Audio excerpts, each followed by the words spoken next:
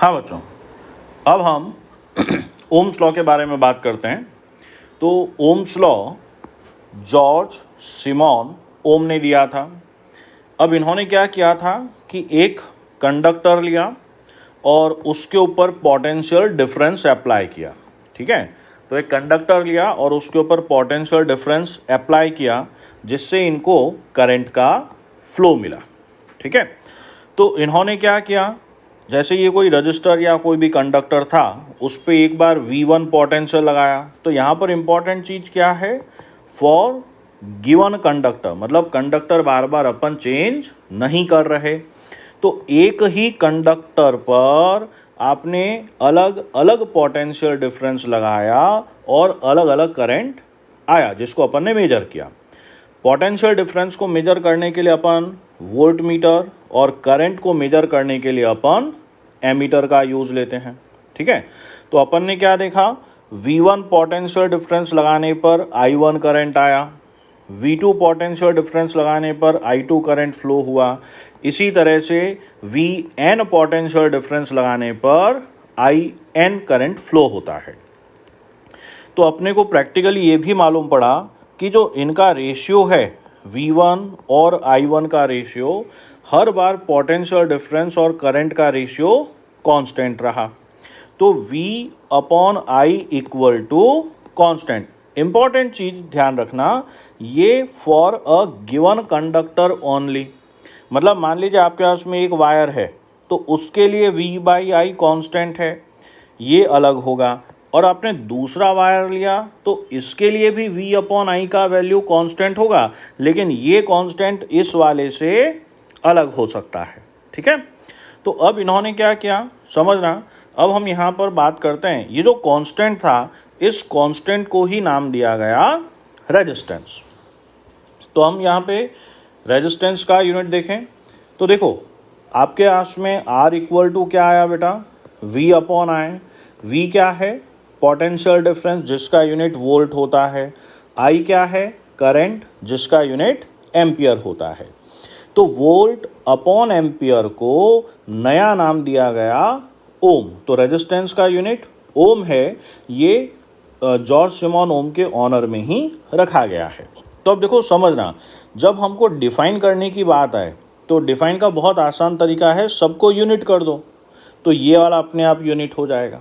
ठीक है, अब क्या ध्यान रखना है डेफिनेशन में समझना, आपने अप्लाई क्या किया था बेटा, पोटेंशियल डिफरेंस, मिला क्या, करंट का फ्लो।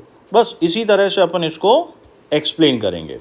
तो देखिए, 1 वोल्ट पोटेंशियल डिफरेंस लगाने पर अगर 1 एम्पियर करंट फ्लो होता है तो हमारा रेजिस्टेंस 1 ओम कहलाएगा। तो इसको डिफाइन कैसे करेंगे बेटा, कि अगर किसी डिवाइस पर 1 वोल्ट पोटेंशियल डिफरेंस लगाने पर 1 एम्पियर करंट फ्लो हो रहा है तो रेजिस्टेंस 1 ओम। कैसे, if on applying 1 volt potential difference across a, किसके अक्रॉस, कंडक्टर, और कितना करंट फ्लो हो, 1 ampere current is flowing, then resistance of, इसको कंडक्टर भी कह सकते हैं, इसको डिवाइस भी कह सकते हैं, तो रेजिस्टेंस को हम 1 ओम कहेंगे। तो बहुत सिंपल तरीका है याद करने का, if on applying 1 volt potential difference across a conductor, if 1 ampere current is flowing, ठीक है ना, then resistance of conductor is said to be 1 ohm. अब देखो, डेफिनेशन लिखते समय मैंने यहाँ पर गैप लिए हैं, तो हर पार्ट का एक अलग मीनिंग है, इसको समझेंगे तो अपने को आसानी से समझ में आएगा। तो अपने पास में रेजिस्टेंस हुआ क्या, V और I। तो किसी भी कंडक्टर के लिए समझना, किसी भी डिवाइस के लिए, किसी भी रजिस्टर के लिए, the ratio of applied potential to the current flowing in a wire is remains constant, और इसी रेशियो को अपन नया नाम रेजिस्टेंस देते हैं। तो ओम्स लॉ से अपने को क्या मालूम पड़ा भैया, V बाय आई जो होता है कांस्टेंट हुआ, मतलब V is directly proportional to I। तो जब हम इसका ग्राफ बनाएंगे तो यहाँ पे देखो क्या लिखेंगे, I is directly proportional to V लिख सकते हैं, V is directly proportional to I लिख सकते हैं। तो यहाँ से क्या हो गया, current flowing through a conductor is directly proportional to the potential difference applied across it. तो इसका मतलब ये डायरेक्ट वेरिएशन है। डायरेक्ट वेरिएशन अपन ने 8th क्लास में पढ़ा था कि पोटेंशियल डिफरेंस को बढ़ाओगे तो करंट भी उसी रेशियो में बढ़ेगा। तो अगर हम डायरेक्ट वेरिएशन का ग्राफ बनाते हैं तो वो ग्राफ हमारे पास में स्ट्रेट लाइन आता है। ठीक है, अब हमने ट्रिग्नोमेट्री में पढ़ा भी था बेटा, जैसे ये एक राइट एंगल ट्राइंगल है तो यहाँ पर अगर आप tan थीटा निकालोगे तो वो क्या आएगा बेटा, परपेंडिकुलर बाय बेस, है ना। तो इसी में अपन ने मान लीजिए एक ये बड़ा ट्राइंगल लिया तो इसके लिए थीटा ये होगा, तो ये डेल्टा V, ये डेल्टा I। अगर आप छोटा ट्राइंगल भी लोगे तो भी थीटा सेम है।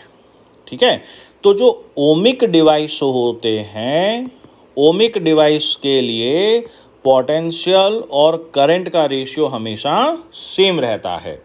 और tan थीटा को अपन क्या कहते हैं, स्लोप। तो देखो पोटेंशियल और करंट ग्राफ का जो स्लोप होता है वो हमें रेजिस्टेंस प्रोवाइड करता है।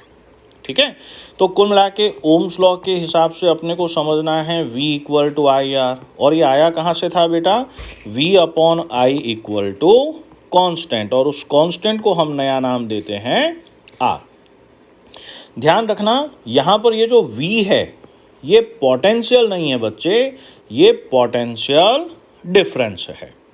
अब कुछ न्यूमेरिकल्स करते हैं छोटे छोटे जिससे चीज़ और क्लियर हो जाए।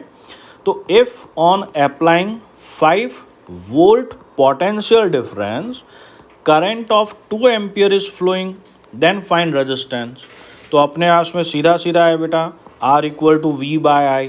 V आपको दिया हुआ है 5 वोल्ट, करंट है 2 एम्पियर, तो हमारे पास रेजिस्टेंस 2.5 ओम हो गया। ठीक है, तो अब आगे बात करते हैं। अगला सवाल लेते हैं बेटा, find the current flowing through the resistance of 80 ohm. Resistance हमारे पास में अब 80 ओम है और हमने पोटेंशियल डिफरेंस 220 वोल्ट लगा रखा है। ठीक है, तो हमें करंट निकालना है। तो V is equal to I R होता है, तो I equal to V by R. कितना पोटेंशियल डिफरेंस अप्लाई किया बेटा, 220 वोल्ट, और रेजिस्टेंस हमारे पास में है 80 ओम, तो हमारे पास में करंट 11/4 एम्पियर आया। अब देखिए ये एक डायग्राम दिया हुआ है। ठीक है, इसमें रेजिस्टेंस 50 ओम का है और करंट 6 एम्पियर फ्लो होते हुए बताया है। हमें Vx माइनस Vy मतलब x और y के बीच में पोटेंशियल डिफरेंस पूछा है। तो यहाँ पर वही अपने ohm's law, V is equals to I R. मैंने पहले ही कहा था बेटा ये जो V होता है ये पोटेंशियल नहीं, पोटेंशियल डिफरेंस है। तो यहाँ पर हमारे पास में Vx minus Vy equal to I R आ जाएगा। सारी वैल्यू लगाएंगे तो ये हो गया 300 वोल्ट। इसी में सवाल है which point is at high potential. हमने करंट के शुरुआत में पढ़ा था कि करंट जो होता है हमेशा हाई पोटेंशियल से लो पोटेंशियल की तरफ फ्लो होता है। और ये हम जो करंट की बात करते हैं ना, ये कन्वेंशनल करंट है। ठीक है, तो X is at high potential. मैं डिस्क्रिप्शन में इसके पहले वाले जितने भी वीडियोस थे उनके लिंक देता हूं, जो छोटे छोटे पार्ट वीडियो हैं। अगर कन्वेंशनल करंट वगैरह में कन्फ्यूज़न है तो एक बार उन सभी वीडियोस को देखेंगे।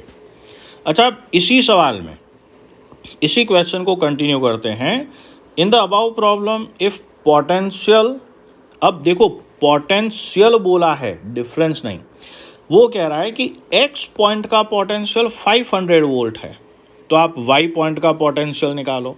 अब देखो अपने पास में Vx माइनस Vy 300 है। ठीक है, और आपको Vx कितना दिया है बेटा, 500। तो यहाँ से Vy को इस तरफ लाएंगे, ये इस तरफ लाएंगे। तो यहाँ पर भी देखिए फिजिक्स का कोई भी चैप्टर हो उसमें मैथ्स का एल्जेब्रा पार्ट बहुत इम्पॉर्टेंट होता है। ठीक है, तो Vy इक्वल टू ये आ गया, तो आपके Vy 200 वोल्ट है। अब समझना बेटा, मान लीजिए इनके बीच में पोटेंशियल डिफरेंस 300 वोल्ट है। अगर ये 800 होता तो ये 500 होता, ठीक है। और मान लीजिए ये 0 है तो ये 300 वोल्ट होता, और मान लीजिए ये -100 वोल्ट होता तो ये वाला 200 वोल्ट होता, ठीक है, ध्यान रखेंगे। एक और सवाल करते हैं। अपने को ये जो डायग्राम दिया हुआ है इसमें x और y दो पॉइंट हैं जिनके बीच का रेजिस्टेंस 50 ओम है, करंट 3 एम्पियर फ्लो हो रहा है और y के नीचे 100 वोल्ट लिखा है, मतलब पॉइंट y का पोटेंशियल 100 ओम है। आपको क्या निकालना है बेटा? पहला तो है पोटेंशियल डिफरेंस निकालना है इस 50 ओम के अक्रॉस, ध्यान रहे डिफरेंस पूछा है। और दूसरे पार्ट में आपको x पॉइंट का पोटेंशियल निकालना है। तो पोटेंशियल डिफरेंस का सीधा सीधा फॉर्मूला बेटा IR, I आपको 3 एम्पियर दिया है, R 50 ओम है, तो ये कितना हो गया 150 वोल्ट। अब आपको y पॉइंट का पोटेंशियल दिया हुआ है 100 और x पॉइंट का निकालना है, तो अपने हाथ में ये क्या हो जाएगा Vx minus Vy equal to 150। Vy कितना है 50 है, तो आपके 100 है, तो ये हो गया 250 वोल्ट, ठीक है। एक और सवाल करते हैं जिससे क्लियरिटी और बढ़े। मान लीजिए अपने हाथ में कि ये सवाल है, अब x पॉइंट का पोटेंशियल दिया हुआ है, बराबर है, y पॉइंट का पोटेंशियल निकालना है, पोटेंशियल डिफरेंस भी निकालना है। आपको x और y के बीच में रेजिस्टेंस दिया हुआ है और करंट दिया हुआ है। तो पोटेंशियल डिफरेंस का formula V is equals to IR, तो I की जगह पर 5 और R की जगह पर 40, तो ये आ गया 200 वोल्ट, ठीक है। अब Vy निकालना है, तो Vx माइनस Vy 200 वोल्ट रहा, आपको Vx गिवन है, ठीक है। तो अब Vy इस तरफ जाएगा और ये इस तरफ चला जाएगा, तो अपने पास में अब क्या हो गया देखो, Vy इक्वल टू 80 माइनस 200, तो Vy माइनस 120 वोल्ट आया, ठीक है। आई होप यहाँ तक के न्यूमेरिकल्स क्लियर हुए होंगे। अब नेक्स्ट वीडियो में हम रेजिस्टेंस की डिपेंडेंस की बात करेंगे। राधे राधे बच्चों।